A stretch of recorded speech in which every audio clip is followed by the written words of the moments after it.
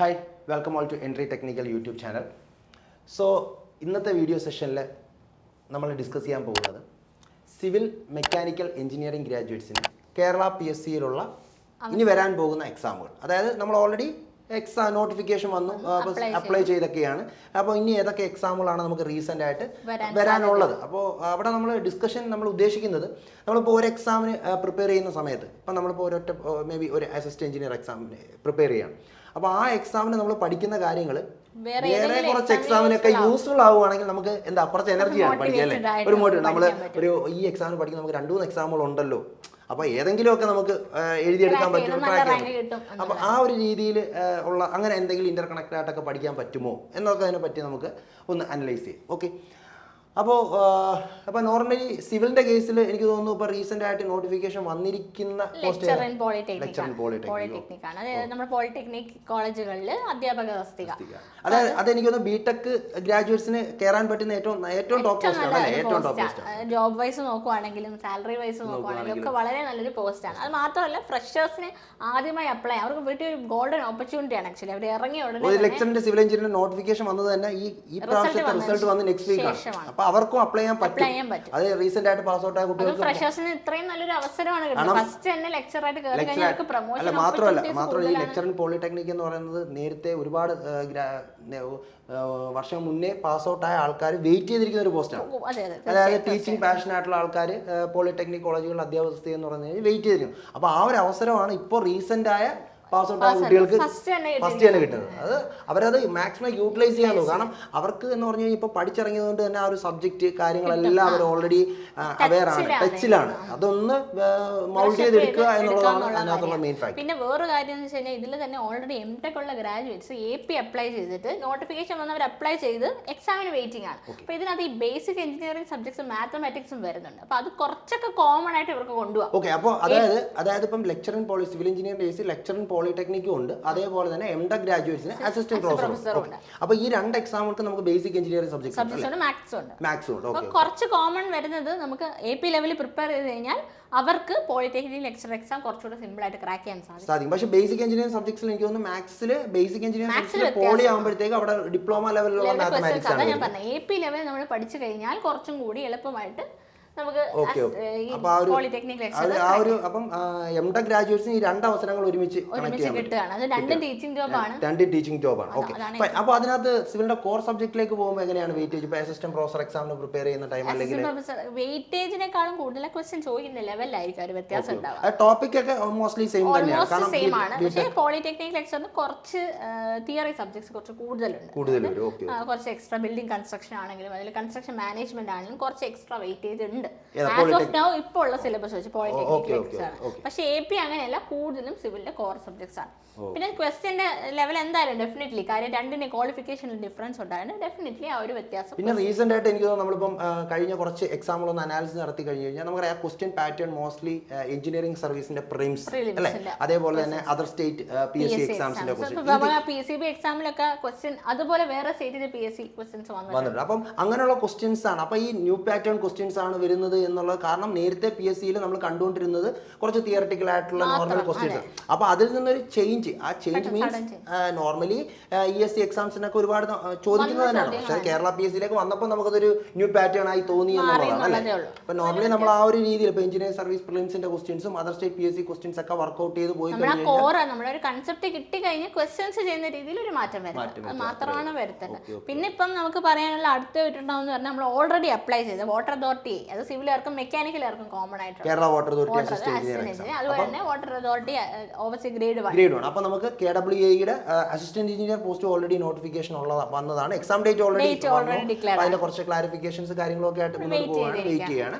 അതേപോലെ തന്നെ overseer grade 1 അത് ഓൾറെഡി നമ്മളെ നോട്ടിഫിക്കേഷൻ വന്നു. അപ്പോൾ ഇത് സിവിൽ എഞ്ചിനീയറിംഗ് ഗ്രാജുവേറ്റ്സിനും മെക്കാനിക്കൽ എഞ്ചിനീയറിംഗ് ഗ്രാജുവേറ്റ്സിനും അപ്ലൈ ആവുന്ന ഒരു എക്സാമാണ്. മാത്രമല്ല ഡിപ്ലോമ ഗ്രാജുവേറ്റ്സ്, കാരണം ഗ്രേഡ് 1 ആണ്. അപ്പോൾ അവർക്ക് പറ്റും.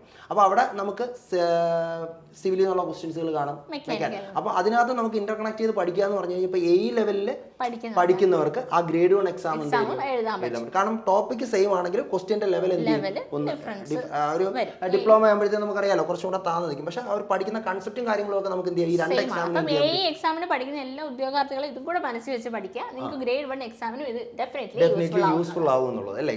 പക്ഷെ എനിക്കൊന്ന് ഗ്രേഡ് 1 കെമിക്കൽ കംപ്ലീറ്റ്ലി ഗ്രേഡ് 1 എക്സാമിന് മെക്കാനിക്കൽ സിവിലും മാത്രമേ ഉള്ളൂ. അപ്പോൾ സിവിൽ ഉദ്യോഗാർത്ഥികൾ മെക്കാനിക്കലിന്റെ സബ്ജക്ട് പഠിക്കുമ്പോൾ അത് അവർക്ക് ഗ്രേഡ് 1 എക്സാമിന് യൂസ്ഫുൾ ആവും എന്നുള്ള രീതിയിൽ തന്നെ അത് കണക്ട് ചെയ്ത് പഠിക്കുക. ഓക്കെ. പിന്നെ റീസെന്റ് ആയിട്ട് സിവിലിന്റെ നമുക്ക് വരുന്ന ഇപ്പം 2-3 ദിവസത്തിനുള്ളിൽ വരാൻ സാധ്യത SSC ചെയ്യാൻ സ്റ്റാഫ് സെലക്ഷൻ കമ്മീഷൻ ചെയ്യും അല്ലേ. അത് വളരെ സിവിൽ ഉദ്യോഗാർത്ഥികൾ വളരെയധികം ഫോക്കസ് ചെയ്യേണ്ട ഒരു എക്സാം ആണ് staff selection commission junior engineer അല്ലേ.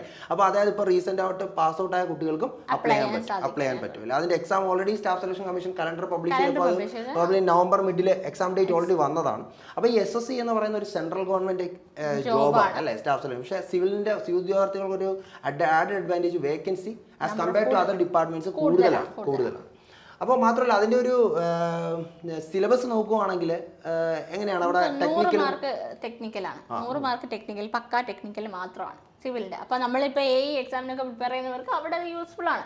അതായത് നമ്മുടെ ഇപ്പൊ ഈ ഒരു പോളിടെക്നിക് ലെക്ചർ ആയിക്കോട്ടെ അല്ലെങ്കിൽ KWA ആയിക്കോട്ടെ സിവിലിന്റെ കോർ സബ്ജക്ട്സ് പഠിക്കുന്ന SSC JEEക്കും യൂസ്ഫുൾ ആണ്. അപ്പൊ ഇതൊക്കെ ഒരേ സമയത്ത് നടക്കുന്നുണ്ട്. എക്സാംസ് എഴുതാൻ ആരും മടിക്കേണ്ട കാര്യം ഒരേ കാര്യങ്ങൾ കാരണം staff selection commission JEE exam വരുന്നുണ്ട്, ഇപ്പൊ KWAക്ക് പ്രിപ്പയർ ചെയ്യാം, പോളിടെക്നിക് ലെക്ചർ എക്സാം വരുന്നുണ്ട്, പിന്നെ എംഡ ഗ്രാജുവേറ്റ്സ് AP ഉണ്ട്. അപ്പൊ അവിടെ എവിടെ എല്ലാം നിങ്ങൾ സിവിലിന്റെ കോർ സബ്ജക്ട് ആണ് അവിടെ പഠിക്കുന്നത്. അപ്പൊ അതൊരു ബേസിക്. അപ്പൊ ഫസ്റ്റ് ഓഫ് ഓൾ നമ്മൾ ആ എക്സാമിനെ ഫോക്കസ് ചെയ്യാതെ സബ്ജക്ട് ഫോക്കസ് ചെയ്ത് അങ്ങ് പഠിക്കുക അല്ലേ. സബ്ജക്ട് ഡീപ്പായിട്ട് കൺസെപ്റ്റ് മനസ്സിലാക്കി ദെൻ മാക്സിമം സബ്ജക്ട് കൺസെപ്റ്റ് കിട്ടി കഴിഞ്ഞാൽ മാക്സിമം ക്വസ്റ്റ്യൻസുകൾ വർക്ക്ഔട്ട് ചെയ്യുക. അതിന് മിസ് പറഞ്ഞതുപോലെ എഞ്ചിനീയറിംഗ് സർവീസ് പ്രിലിംസിന്റെയും അതർ സ്റ്റേറ്റ് PSC പിന്നെ SSC ഒരുപാട് ക്വസ്റ്റ്യൻസുകൾ ഒരുപാട് കിട്ടും. അപ്പൊ അങ്ങനെയുള്ള ക്വസ്റ്റ്യൻസുകൾ സബ്ജക്ട് ക്ലിയർ ചെയ്ത് ഒരുപാട് ക്വസ്റ്റ്യൻസുകൾ വർക്ക്ഔട്ട് ചെയ്ത് പോയി കഴിഞ്ഞ് കഴിഞ്ഞാൽ നമുക്ക് ഈ വരാൻ പോകുന്ന എക്സാമുകളെല്ലാം എന്ത് ചെയ്യാൻ പറ്റും, ടാക്കിൾ ചെയ്യാനായിട്ട് പറ്റും അല്ലേ. അപ്പൊ SSC JEE പറഞ്ഞ പോലെ 100 ക്വസ്റ്റ്യൻസ് ടെക് ആണ്, ദെൻ 100 ക്വസ്റ്റ്യൻസ് നോൺ ടെക്നിക്കൽ ഉണ്ട്. അതിനകത്ത് 50 questions റീസണിങ്ങും 50 questions general knowledge.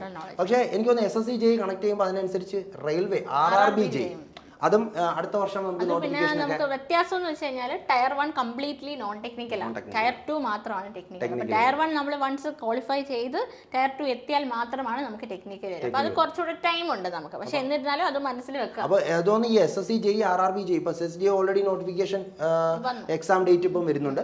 RRB JEE next year expect ചെയ്യാം. അപ്പോൾ അങ്ങനെയാണെങ്കിൽ അവിടെ ഇന്റർ കണക്ട് ചെയ്യുന്ന സമയത്ത് ആ നോൺ ടെക് യൂസ്ഫുൾ ആണ്. അപ്പോഴും യൂസ്ഫുൾ ആണല്ലേ. SSC JEE ഇപ്പോൾ നോൺ ടെക്നിക്കൽ റീസണിങ്ങും GKയും പഠിക്കുമ്പോൾ അത് RRB JEE യൂസ്ഫുൾ ആണ്. അത് RRB JEE നോൺ ടെക്നിക്കൽ എന്നൊക്കെ പറഞ്ഞാൽ വളരെ സിമ്പിൾ ക്വസ്റ്റ്യൻസ് ചോദിച്ചോളൂ. ഒരിക്കലും ബുദ്ധിമുട്ട്. ടയർ 1ന്റെ മാർക്ക് എന്ന് പറഞ്ഞാൽ ജസ്റ്റ് എലിജിബിലിറ്റി ക്രൈറ്റീരിയ മാത്രമേ ഉള്ളൂ. വേറെ ഒരു നമുക്ക് ടയർ 2ന്റെ മാർക്കാണ് അത് ഫോക്കസ് ചെയ്യണം. RRB JEE tier 1 non technical ആണ്, പക്ഷെ അത് പ്യൂർലി ഫോർ ടയർ 2 എലിജിബിലിറ്റിക്ക് മാത്രമായിട്ടാണ് അത് എടുക്കുന്നത്. Rank list based on tier 2 marks. അപ്പോൾ അവിടെയും കണക്ട് ചെയ്യാൻ പറ്റും. ആ നോൺ ടെക് പാർട്ട് രണ്ടിനും യൂസ്ഫുൾ ആണ്. പിന്നെ നമ്മൾ ഇതൊക്കെ പഠിച്ചുകൊണ്ടിരിക്കുമ്പോഴത്തേക്കും നമുക്ക് ഏറ്റവും ഇച്ചിരി ഒരു നല്ലപോലെ മാസ് റിക്രൂട്ട്മെന്റ് നടക്കാൻ സാധ്യതയുള്ള ഒരു ഡിപ്പാർട്ട്മെന്റ് ആണ് PWD. റാങ്ക് ലിസ്റ്റ് ഓൾറെഡി നിലവിലുണ്ട്. 2021 വന്നു. പക്ഷെ എന്നിരുന്നാലും ഇപ്പൊ 1 വർഷം കഴിഞ്ഞു, 1.5 വർഷം ആവുന്നു. ഇനി നമുക്ക് 1.5 വർഷം കൂടെ കഴിയുമ്പോൾ അതിന്റെ വാലിഡിറ്റി കഴിഞ്ഞാൽ വീണ്ടും നോട്ടിഫിക്കേഷൻ. അപ്പോൾ ഒരു സിവിൽ എഞ്ചിനീയറിംഗ് ഉദ്യോഗാർത്ഥികൾക്ക്, അതായത് ഇപ്പോൾ പാസ് ഔട്ട് ആയ ഉദ്യോഗാർത്ഥികളായിക്കോട്ടെ അല്ലെങ്കിൽ ഇനി എക്സാം ഫോക്കസ് ചെയ്യുന്ന ഉദ്യോഗാർത്ഥികൾക്ക് ഒരു മാസ് റിക്രൂട്ട്മെന്റ് എന്ന് ബേസ് ചെയ്യുന്നത് PWD ആണ്. അപ്പൊ എന്ന് വെച്ച് കഴിഞ്ഞാൽ ഇപ്പൊ പഠിച്ചുകൊണ്ടിരിക്കുന്ന അതേ പേസിൽ പോയി കഴിഞ്ഞാൽ 1.5 വർഷം ഒന്നും പോകാൻ വലിയ ടൈം വേണ്ട. അപ്പൊ അതുകൊണ്ട് അവർക്കും അതും ഒരു ഫോക്കസ് ചെയ്യാവുന്ന ഏരിയ ആണ്. അപ്പൊ ഇതാണ് ഇപ്പൊ ആസസ് നമുക്ക് സിവിലിന്റെ ഒരു ഇത് വേക്കൻസികൾ. ഇതിനോടൊപ്പം PWD അല്ല ഇതിനിടയ്ക്ക് ഇനിയും ലിമിറ്റഡ് വേക്കൻസിയുള്ള ഹാർബർ എഞ്ചിനീയറിംഗ് ഒക്കെ വളരെ ചെറുതായിട്ട് ഉള്ള വേക്കൻസികൾ ഉള്ളതുണ്ട്. പക്ഷേ ഇനിയിപ്പോൾ നമുക്ക് മെക്കാനിക്കലിലേക്ക് വരാം. മെക്കാനിക്കൽ എനിക്ക് തോന്നുന്നു പോളിടെക്നിക് മെക്കാനിക്കലിന്റെ കേസ് പറയുകയാണെങ്കിൽ മെക്കാനിക്കൽ നോർമലി നമ്മൾ സിവിലിൽ പറഞ്ഞതുപോലെ തന്നെ എംഡ ഗ്രാജുവേറ്റ്സിന് അസിസ്റ്റന്റ് പ്രൊഫസർ എക്സാം ഓൾറെഡി വിളിച്ചിട്ടുണ്ട്. ദെൻ പോളിടെക്നിക് ലെക്ചർ പോസ്റ്റ് മെക്കാനിക്കലിൽ അത് സിവിലിന്റെ അതേപോലെ തന്നെ അല്ലേ. അപ്പോൾ പറഞ്ഞ പോലെ തന്നെ ഇപ്പോൾ ഒരു എംഡ ക്വാളിഫിക്കേഷൻ ഉള്ള ആളാണെങ്കിൽ 2 എക്സാമുകളാണ്. അപ്പോൾ പോളിടെക്നിക് ലെക്ചർ മെക്കാനിക്കലും മേ ബി ഉടൻ തന്നെ എക്സാം എക്സ്പെക്ട് ചെയ്യാം. കാരണം അതിന്റെ നോട്ടിഫിക്കേഷൻ വന്നിട്ട് 1 ഇയർ കഴിഞ്ഞു, 1 ഇയറിന് മേലെ. അപ്പോൾ വെയിറ്റിംഗ് ആണ്. ഉടൻ തന്നെ നമുക്ക് എക്സാം ഇനി റീസെന്റ് ആവുന്ന കലണ്ടറിൽ നമുക്ക് എക്സ്പെക്ട് ചെയ്യാം. അസിസ്റ്റന്റ് പ്രൊഫസർ മേ ബി നമുക്ക് അടുത്ത വർഷത്തേക്ക്. അപ്പോൾ എങ്കിൽ തന്നെയും ഇപ്പോൾ M.Tech ഗ്രാജുവേറ്റ്സിന് മുന്നിൽ ടീച്ചിങ് പ്രൊഫഷൻ നോക്കുന്ന ആപ്ലിക്കൻസിന് വളരെ നല്ലൊരു അവസരമാണ്. കാരണം 2 പോസ്റ്റുകളാണ് കയ്യിലുള്ളത് അല്ലേ. അപ്പോൾ അതിൽ ഫോക്കസ് ചെയ്ത് അപ്പോൾ അവിടെ നമ്മൾ പഠിക്കുമ്പോൾ ശ്രദ്ധിക്കേണ്ടത് എന്താണ്, കോർ സബ്ജക്റ്റ് ഡീറ്റെയിൽ ആയിട്ട് തന്നെ പഠിക്കുക. ഓരോ സബ്ജക്റ്റ് ഇപ്പം നമ്മുടെ മെക്കാനിക്കലിൻ്റെ കേസ് എടുക്കുകയാണെങ്കിൽ എല്ലാവർക്കും അറിയാം തെർമൽ എഞ്ചിനീയറിംഗ് സബ്ജക്ട്സുകൾ ഒരുപാടുണ്ട്. Heat transfer, refrigeration and air conditioning, then design സബ്ജക്റ്റുകൾ വരുന്നുണ്ട് അല്ലേ, theory of machines, then mechanics of solids, അതേപോലെ പ്രൊഡക്ഷൻ എഞ്ചിനീയറിംഗ് സബ്ജക്ട്സ്. അപ്പോൾ ആ ഓരോ സബ്ജക്റ്റുകൾ ഫോക്കസ് ചെയ്ത് എന്ത് ചെയ്യുക, പഠിക്കുക. കൺസെപ്റ്റ് ഓരോ സബ്ജക്ട് വൈസ് പഠിച്ച് മനസ്സിലാക്കി മാറ്റുക. അതിനുശേഷം നമ്മൾ നേരത്തെ പറഞ്ഞതുപോലെ ക്വസ്റ്റ്യൻസുകൾ മാക്സിമം വർക്കൗട്ട് ചെയ്യുക. ഇനിയുള്ള PSC എക്സാംസുകളെല്ലാം ടാക്കിൾ ചെയ്യണമെങ്കിൽ നമ്മൾ ക്വസ്റ്റ്യൻസ് വർക്കൗട്ട് ചെയ്യണം. അല്ല നമ്മൾ കുറേ തിയറി പഠിച്ചു, കുറേ ഇക്വേഷൻസ് ഒന്നും പഠിച്ചു, എക്സാം ഹോളിൽ പോയി കഴിഞ്ഞാൽ ക്വസ്റ്റ്യൻസ് കാണുന്ന സമയത്ത് നമ്മൾ ഫെമിലിയർ ആയിരിക്കും.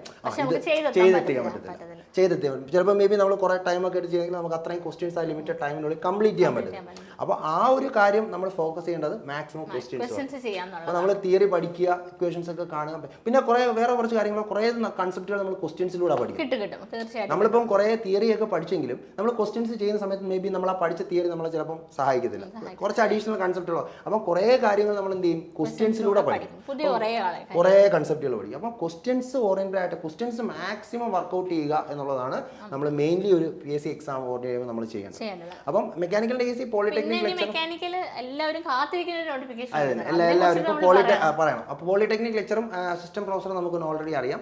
അതിനുശേഷം നമ്മൾ ഒരുപാട് ഇപ്പം നമുക്കൊരു 3-4 വർഷം അല്ലെങ്കിൽ 4-5 വർഷം കൊണ്ടേ കുട്ടികൾ കാത്തിരിക്കുന്ന ഇതിനു വേണ്ടി മാത്രം വെയിറ്റ് ചെയ്യുന്ന കുട്ടികളുണ്ട്. അസിസ്റ്റന്റ് മോട്ടോർ വെഹിക്കിൾ ഇൻസ്പെക്ടർ അല്ലെ, ALD, റെപ്യൂട്ടഡ് ആയിട്ടുള്ള ജോബാണ്. അപ്പോൾ അതിന്റെ ക്വാളിഫിക്കേഷൻ ഡിപ്ലോമയാണ്. അപ്പം ഡിപ്ലോമ ഗ്രാജുവേറ്റ്സിനും അതേപോലെ B.Tech ഗ്രാജുവേറ്റ്സ്, അതായത് ഡിപ്ലോമ മെക്കാനിക്കൽ ഉള്ളവർക്കും ഓട്ടോമൊബൈലുകാർക്കും അപ്ലൈ ചെയ്യാം. B.Tech ഓട്ടോമൊബൈൽ മെക്കാനിക്കലും എല്ലാവർക്കും അപ്ലൈ ചെയ്യാം. അപ്പോൾ അതിനകത്തുള്ള പ്രത്യേകത എന്താണെന്ന് വെച്ച് കഴിഞ്ഞാൽ ലാസ്റ്റ് എക്സാം നടന്നത് 2015 പക്ഷെ ആ ടൈമിൽ അവിടെ എക്സ്പീരിയൻസ് നമുക്ക് വർക്ക്ഷോപ്പ് എക്സ്പീരിയൻസ് ഗവൺമെന്റ് ഓതറൈസ്ഡ് ആയിട്ടുള്ള 1 ഇയർ വർക്ക്ഷോപ്പ് എക്സ്പീരിയൻസ് മാൻഡേറ്ററി ആയിരുന്നു. അപ്പോൾ പിന്നെ ഹെവി ലൈസൻസ്, ഇത് രണ്ടുമാണ് അവിടുത്തെ ക്വാളിഫിക്കേഷൻ അഡീഷണൽ വരുന്നത്. അപ്പോൾ ഈ വട്ടം ഈ പ്രാവശ്യം എന്ത് ചെയ്തു, ഈ വർക്ക്ഷോപ്പ് എക്സ്പീരിയൻസ് റിമൂവ് ചെയ്തു. അപ്പോൾ നോർമലി ഹെവി ലൈസൻസ് ഉള്ള എല്ലാവർക്കും എന്ത് ചെയ്യാം, B.Tech അല്ലെങ്കിൽ ഡിപ്ലോമ ഓട്ടോമൊബൈൽ മെക്കാനിക്കൽ ഉള്ളവർക്കല്ല. അപ്പോൾ എന്താണ്, ആപ്ലിക്കൻസിന്റെ എണ്ണം കൂടും. ഫ്രഷേഴ്സിന് ഒരുപാട് അപ്ലൈ ചെയ്യാം. കാരണം ഇപ്പം എന്താണ്, ഇനിയും നോട്ടിഫിക്കേഷൻ വെയിറ്റിംഗ് ആണ്, ഇനി വരാം എന്നുള്ളത്. കാരണം ഏകദേശം ലാസ്റ്റ് ആ ഒരു വർക്ക്ഷോപ്പ് എക്സ്പീരിയൻസ് ചേഞ്ച് ചെയ്തതിന്റെ ആ ഒരു ഡിലേ ആണ് വന്നിരിക്കുന്നത്. എങ്കിലും നമുക്ക് നോട്ടിഫിക്കേഷൻ ഉണ്ടെങ്കിൽ തന്നെ എക്സ്പെക്ട് ചെയ്യാം. അപ്പോൾ ഇപ്പം വീണ്ടും റീസെന്റ് ആയിട്ട് പാസ് ഔട്ട് ആയ കുട്ടികൾ, ഈ വർഷം ഇറങ്ങിയ ഡിപ്ലോമ ഗ്രാജുവേറ്റ്സ്, അപ്പോൾ അങ്ങനെയുള്ള കുട്ടികൾക്ക് ഒരു അവസരമാണ്. ഹെവി ലൈസൻസ് എടുത്ത് വെച്ച് കഴിഞ്ഞാൽ അവർക്ക് വീണ്ടും കൂടുകയാണ്. അപ്പോൾ ആപ്ലിക്കൻസിന്റെ എണ്ണം കൂടുമ്പോൾ എന്ന് പറയുമ്പോൾ നമ്മൾ ശ്രദ്ധിക്കേണ്ട കാര്യം കോമ്പറ്റീഷൻ ലെവൽ അല്ലേ, കോമ്പറ്റീഷൻ ലെവൽ ഭയങ്കര കൂടുകയാണ്. അപ്പം ഇനിയും AMV എക്സാം എന്ന് പറയുമ്പോൾ കഴിഞ്ഞ 2015 നടന്ന പോലെ അത്ര ഈസി ആയിരിക്കില്ല. കാരണം 2015 എക്സാം ക്വസ്റ്റ്യൻസ് ഒക്കെ നോക്കിക്കഴിഞ്ഞാൽ അറിയാം, ഡയറക്റ്റ് തിയറി ക്വസ്റ്റ്യൻസുകളൊക്കെയാണ് ചോദിച്ചുകൊണ്ടിരിക്കുന്നത്. പക്ഷേ ഇനി നമ്മൾ ആ ഒരു എക്സ്പെക്ടേഷനിലായിരിക്കരുത് നമ്മൾ പഠിത്തം കൊണ്ടുപോകും. കുറച്ചുകൂടി ന്യൂമറിക്കൽ ക്വസ്റ്റ്യൻസും കാരണം നല്ലൊരു റെപ്യൂട്ടഡ് പോസ്റ്റ് ആണ്, ഒരുപാട് ഉദ്യോഗാർത്ഥികൾ ഫോക്കസ് ചെയ്യുന്ന ഒരു പോസ്റ്റ് ആണെന്നുള്ള കാര്യം അറിയാം. അപ്പോൾ നന്നായിട്ട് അവെയർ ആണ്. അപ്പം അതുകൊണ്ട് നമ്മുടെ പ്രിപ്പറേഷൻ എന്ത് ചെയ്യണം, ആ രീതിയിൽ നമ്മൾ ഫോക്കസ് ചെയ്യണം. അപ്പോൾ ക്വസ്റ്റ്യൻസുകൾ ഒരുപാട് വർക്കൗട്ട് ചെയ്യുക, അങ്ങനെയുള്ള കാര്യങ്ങൾ. കാരണം ഇത്രയും ടൈം കിട്ടുകയാണ്. അപ്പം നിങ്ങളിപ്പം നോർമലി എല്ലാവരും AMVയുടെ നോട്ടിഫിക്കേഷൻ എന്ന് വരും, നോട്ടിഫിക്കേഷൻ അതായത് എല്ലാവരും നോട്ടിഫിക്കേഷൻ എന്ന് വരും. പക്ഷേ ആക്ച്വലി നോട്ടിഫിക്കേഷൻ എന്തായാലും വരും എന്നുള്ള കാര്യം നമുക്ക് എല്ലാവർക്കും അറിയാം. കാരണം ഇത്രയും ഡിലേ, ഇത്രയും കാര്യങ്ങൾ നടന്നു. അപ്പോൾ ഇനി നമ്മൾ നോട്ടിഫിക്കേഷൻ വരുന്നത് വെയിറ്റ് ചെയ്യാതെ പഠിച്ചു തുടങ്ങാം. കാരണം ഒരുപാട് കാര്യങ്ങൾ പഠിക്കാറുണ്ട്. ഇപ്പം മെക്കാനിക്കൽ ഉദ്യോഗാർത്ഥികളാണ്, അവർക്ക് ഓട്ടോമൊബൈലിന്റെ ബേസിക് അറിയില്ല. ഓട്ടോമൊബൈൽ ഉദ്യോഗാർത്ഥികളാണ് മെക്കാനിക്കലിന്റെ ബേസിക് അറിയില്ല. അപ്പം നിങ്ങൾ ഈ കിട്ടുന്ന സമയം എന്താ ചെയ്യേണ്ടത്, മാക്സിമം സബ്ജക്റ്റ് പഠിക്കുക, ഓരോ സബ്ജക്റ്റ് പഠിക്കുക. ദെൻ നോട്ടിഫിക്കേഷൻ വന്നു കഴിഞ്ഞാൽ നമുക്കറിയാം നോർമലി ഒരു 3 to 4 months ആണ്. ആ ടൈമിൽ നമ്മൾ മാക്സിമം ക്വസ്റ്റ്യൻസുകൾ വർക്കൗട്ട് ചെയ്യുക, റിവിഷൻ നടത്തുക, പഠിച്ച തിയറി, അങ്ങനെ വേണം നമ്മൾ എന്ത് ചെയ്യാൻ, ഈ ഒരു എക്സാമിനെ ടാക്കിൾ ചെയ്യാൻ. വളരെ നല്ലൊരു പോസ്റ്റാണ്. ഒരുവിധം നല്ല രീതിയിൽ എഫേർട്ട് ഇട്ട് നല്ല രീതിയിൽ പഠിച്ചു കഴിഞ്ഞു കഴിഞ്ഞാൽ നല്ല ടോപ്പ് റാങ്കോട് കൂടി ഈ ഒരു പോസ്റ്റിലേക്ക് പോകാൻ പറ്റും. അങ്ങനെ ആ ഒരു പോസ്റ്റാണ് അസിസ്റ്റന്റ് മോട്ടോർ. അത് നമ്മുടെ നോട്ടിഫിക്കേഷൻ മെക്കാനിക്കൽ ഉദ്യോഗാർത്ഥികൾക്ക് ഇനി വരാൻ പോകുന്ന നോട്ടിഫിക്കേഷൻ ആണെന്ന് നമുക്ക് പറയാം. പിന്നെ നമുക്ക് മെക്കാനിക്കൽ ഉദ്യോഗാർത്ഥി ഓൾറെഡി നോട്ടിഫിക്കേഷൻ വന്നതാണ് assistant engineer irrigation department. Already ഇപ്പം അത് normally vacancy as compare to other departments വളരെ കുറവാണ്. ഫോക്കസ്ഡ് ആയിട്ട് പഠിക്കുന്നവർക്ക്, അതായത് നമ്മളിപ്പം പറഞ്ഞില്ലേ, ഇപ്പം ഇന്റർ കണക്ട് ചെയ്ത് പഠിക്കുന്ന ആ ഒരു മെത്തഡാണ് പറഞ്ഞത്. അപ്പോൾ നമ്മൾ പോളിടെക്നിക് ലെക്ചറിന് കോർ പഠിക്കുവാണ്. പോളിടെക്നിക് ലെക്ചറിന് വേണ്ടി പ്രിപ്പയർ ചെയ്യുന്ന കുട്ടികളാണ്. Assistant motor vehicle inspector prepare ചെയ്യുകയാണ് APക്ക്. അപ്പോൾ അങ്ങനെ പഠിക്കുമ്പോൾ ആ സെയിം കോർ സബ്ജക്റ്റ് തന്നെയാണ് അസിസ്റ്റന്റ് എഞ്ചിനീയർ ഇറിഗേഷൻ വരുന്നത്.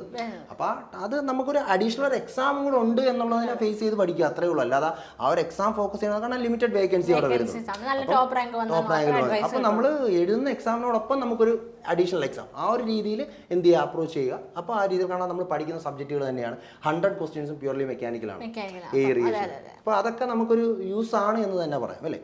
അപ്പോൾ അതാണ് നമുക്ക് പിന്നെ ഇതേപോലെ നമ്മൾ പറഞ്ഞ പോലെ SSC JEE junior engineer mechanical പോസ്റ്റും പറ്റും. അത് നമ്മൾ പറഞ്ഞ പോലെ നോൺ ടെക് 100 ആ രീതിയിൽ എക്സാമുകൾ വരുന്നുണ്ട്. പിന്നെ RRB JEE അതും മെക്കാനിക്കൽ അറിയാം. അപ്പോൾ അത്രയും എക്സാമുകൾ നമ്മുടെ മുന്നിൽ വരുന്നുണ്ട്. അപ്പം ഈ കണക്ട് ചെയ്തപ്പോൾ സിവിലിൽ പറഞ്ഞതുപോലെ തന്നെ മെക്കാനിക്കലിലും ഇത്രയും എക്സാമുകൾ വരുവാണ്. അപ്പോൾ ഇവിടെ എല്ലാം നമ്മൾ പഠിക്കേണ്ട കോർ സബ്ജക്റ്റുകൾ ഉള്ളതാണ്. അപ്പോൾ നമ്മുടെ സബ്ജക്റ്റുകൾ ഫോക്കസ് ചെയ്യുക. നിങ്ങൾ എക്സാമിനെ നോക്കാതെ സബ്ജക്റ്റ് ഫോക്കസ് ചെയ്ത് ഓരോ സബ്ജക്റ്റും കൺസെപ്റ്റ് മനസ്സിലാക്കി മാക്സിമം ക്വസ്റ്റ്യൻസ് വർക്ക്ഔട്ട് ചെയ്ത് പോവുക. ദെൻ എക്സാം വരുന്നതിനനുസരിച്ച് അതിൻ്റെ സിലബസിന് ഇമ്പോർട്ടൻസ് കൊടുത്ത് നമ്മൾ എന്ത് ചെയ്യുക ആ എക്സാമിനെ ഫോക്കസ് ചെയ്യും. ഈ കിട്ടുന്ന സമയം നമ്മൾ ജനറൽ മോസ്റ്റ്ലി നമ്മുടെ സബ്ജക്റ്റ് നമ്മുടെ അവരവരുടെ എഞ്ചിനീയറിംഗ് സ്ട്രീം കറക്റ്റ് ആയിട്ട് ഫോക്കസ് ചെയ്ത്. പിന്നെ ഇപ്പം മെക്കാനിക്കലാരോടും സിവിലാരോടും ഓൾറെഡി അപ്ലൈ ചെയ്തവരോട് പറയാനുള്ളത് വാട്ടർ അതോറിറ്റിയെയും ഗ്രേഡ് 1 ഫോക്കസ് ചെയ്ത് കാരണം രണ്ടും കൂടെ ചേർന്ന് വരുന്നത് കേരള വാട്ടർ അതോറിറ്റി. അപ്പം ഇനി അടുത്ത് തന്നെ നിങ്ങൾക്ക് കിട്ടുന്നവരോ ഓൾറെഡി അപ്ലൈ ചെയ്തവർക്ക് പറയാണ് കിട്ടുന്ന ഒരു അവസരമാണ്. സോ അത് മാക്സിമം യൂട്ടിലൈസ് ചെയ്യാം. ഓക്കെ, അപ്പോൾ അത്രയും കാര്യങ്ങളാണ് നമുക്ക് കണക്ട് ചെയ്ത് പഠിക്കാവുന്ന സിവിൽ മെക്കാനിക്കൽ ഉദ്യോഗാർത്ഥികൾക്ക് നോട്ടിഫിക്കേഷൻ വന്നതും ഇനി വരാൻ പോകുന്നതുമായ. നമ്മൾ മെയിൻലി അവിടെ ഉദ്ദേശിച്ചത് നിങ്ങൾ സബ്ജക്റ്റ് ഫോക്കസ് ചെയ്യുക. അപ്പം കൺസെപ്റ്റ് ഓറിയന്റഡ് ആയിട്ട് സബ്ജക്റ്റുകൾ സിസ്റ്റമാറ്റിക് ആയിട്ട് പഠിക്കുക. നമ്മുടെ മുന്നിലേക്ക് എക്സാമുകൾ വരും. ആ ടൈമിൽ നമ്മൾ എന്ത് ചെയ്യുക ആ സിലബസ് ആ എക്സാം വരുമ്പോൾ അതിൻ്റെ സിലബസിന് ഇമ്പോർട്ടൻസ് കൊടുത്ത് മുന്നോട്ട് പോവുക എന്നുള്ളത് തന്നെയാണ്. അപ്പോൾ എല്ലാവരും നല്ല രീതിയിൽ തന്നെ എക്സാമിന് വേണ്ടി പ്രിപ്പയർ ചെയ്യുക. എൻട്രി ടെക്നിക്കൽ യൂട്യൂബ് ചാനൽ നിങ്ങളോടൊപ്പം തന്നെയുണ്ട്. മാക്സിമം നമ്മൾ നമ്മുടെ യൂട്യൂബ് ചാനലിലൂടെ ക്വസ്റ്റ്യൻ ഡിസ്കഷൻ സെഷൻസും അതുപോലെ തന്നെ നിങ്ങൾക്ക് അതിനെക്കുറിച്ച് നോട്ടിഫൈഡ് ആവാൻ വേണ്ടിയിട്ട് നമ്മുടെ ചാനൽ സബ്സ്ക്രൈബ് ചെയ്യുക. ചെയ്യാതിരിക്കുന്നവർ നിങ്ങൾക്ക് അതിന്റെ നോട്ടിഫിക്കേഷൻസ് ഓൺ ആക്കി വെച്ച് കഴിഞ്ഞാൽ നിങ്ങൾക്ക് പുതിയ വീഡിയോസ് അപ്ലോഡ് ചെയ്യുമ്പോൾ ലൈവ് വരുമ്പോഴൊക്കെ നോട്ടിഫിക്കേഷൻസ് വരും. ദെൻ നമ്മൾ നോർമലി വീക്ക്ലി വെബിനാർസ് നടത്താറുണ്ട് അല്ലേ. വെബിനാറിൽ നമ്മൾ നോർമലി ക്വസ്റ്റ്യൻ ഡിസ്കഷൻസും കാര്യങ്ങളും ഒക്കെ നടത്താറുണ്ട്. അപ്പോൾ നിങ്ങൾ ഇങ്ങനെയുള്ള എക്സാമുകൾക്ക് പ്രിപ്പയർ ചെയ്തുകൊണ്ടിരിക്കുന്ന ഒരു കുട്ടിയാണെങ്കിൽ അതിനോടൊപ്പം ഈ ക്വസ്റ്റ്യൻ ഡിസ്കഷൻസും വെബിനാറിൽ നടക്കുന്ന ക്വസ്റ്റ്യൻസ് ഒക്കെ അറ്റൻഡ് ചെയ്യുമ്പോൾ നിങ്ങൾക്ക് കുറച്ചും കൂടെ മീൻസ് ആ ഒരു ക്വസ്റ്റ്യൻ പാറ്റേൺ മനസ്സിലാവും. നമ്മൾ പഠിക്കുന്നതിൽ എന്തെങ്കിലും ബാക്ക് ഉണ്ടോ അതിൽ വേറെ ഏതെങ്കിലും ഏരിയ നമ്മൾ മെയിൻലി ഫോക്കസ് ചെയ്യണോ എന്നുള്ളത് നമ്മൾ ക്വസ്റ്റ്യൻ കാണുമ്പോഴാണ് അത് മനസ്സിലാക്കുക. അപ്പോൾ അങ്ങനെയുള്ള ഒരുപാട് യൂസ്ഫുൾ ഇൻഫോർമേഷൻസ് നിങ്ങൾക്ക് എൻട്രി ടെക്നിക്കൽ യൂട്യൂബ് ചാനലിലൂടെ നിങ്ങൾക്ക് ലഭിക്കുന്നതാണ്. അപ്പോൾ ഇനിയും സബ്സ്ക്രൈബ് ചെയ്യാത്തവർ ചാനൽ സബ്സ്ക്രൈബ് ചെയ്യുക. സോ നമുക്ക് അങ്ങനെയാണെങ്കിൽ ഇനിയും മറ്റൊരു വീഡിയോ സെഷനിൽ വീണ്ടും കാണാം. So once again thank you and all the best.